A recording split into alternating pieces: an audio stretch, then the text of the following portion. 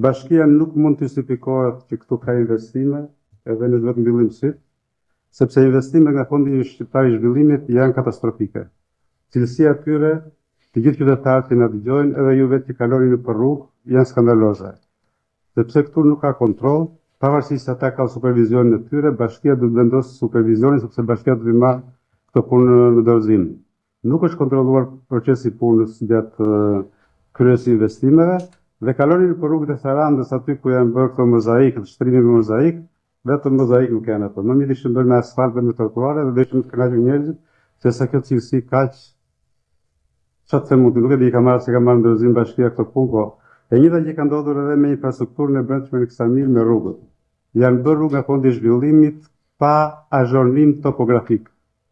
Në justifikimin që të marrin fondin, janë bërë rrugët direkt pa azhornim topografik, pa profile, pa asnjë. Thjesht baza gërmokot, pa kanalizime të ujrave të bardha. Nuk e di sot pjesën e trotuarave që i merr bashkia përsipër për t'i bërë, a janë planifikuar apo jo kanalizimi i ujrave të bardha. Ato rrugë që janë bërë kështu pa cilësi, po ti shikosh sot Ksamil ka degraduar. Pa mbush akoma një vit. Nuk ka lëndot me ato rrugë. Pra, hidhen shumë lek dhe cilësia pastaj janë lek hidhen dëm, se janë lek taksapaguese të gjitha këto dhe nuk i shërbejnë komunitetit kur bëjnë pa cilësi. Siç ka ndodhur gjithandej. Kështu që kemi bërë për shumë, po i kemi bërë për lum, nuk është një gjë e këndshme për ta dëgjuar. Në lidhje me problemin e shëtitores, jam shumë dakord me kolegun me përparimin. Ajo është, edhe projekti është shumë i bukur, shëtitores, thjesht bashkia duhet të ushtrojë presion që të realizohet me cilësi, sepse është gjëna që një investim i tillë, madhor, të dalë jashtë kontrollit, e të kemi të njëjtat situata siç kemi pasur edhe me rrugët e tjera. Ka relief shumë të mirë, është shumë atraktive, duhet i kushtohet rëndësi kontrollit të saj dhe përfundimit të punimeve në kohë. Se balta ndej plur, andej plur në behar, plur në dimër. Shumë e të këpunë. Edhe të planifikojnë ato investime në kohën e dur që njerëzit mos bllokojnë gjatë verës.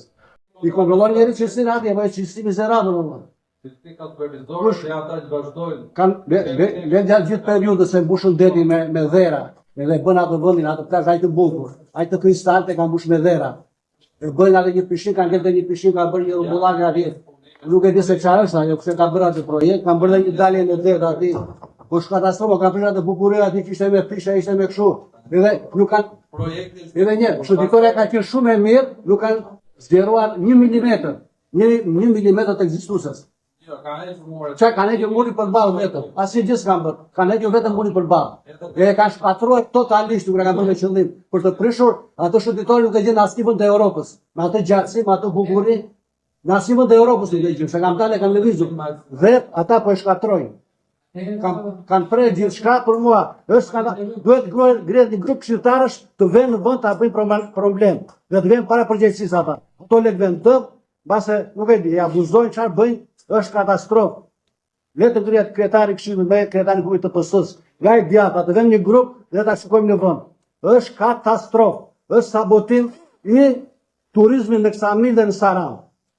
Kaq, di të them unë, e them me pastërti. Dhe është 100% si po e them unë. Pa shtuar asnjë as flas si opozit, flas si biznesmen. Si biznesmen i pa në Ksamil e në Sarandë. Më dhimbse shumë. Më dhimbse shumë që po shkatrohet pjesa më e bukur e Ksamilit. Dhe aty operojnë bizneset nga më të fuqishme në Ksamil, që janë taksapagues nga më të mëdhenjtë e bashkisë. Faleminderit, më falni për tonin e zënit. Jam ashtu sepse gjendja është katastrofe. Duhet jeni të gjithë të gjeshëm dhe të ashur.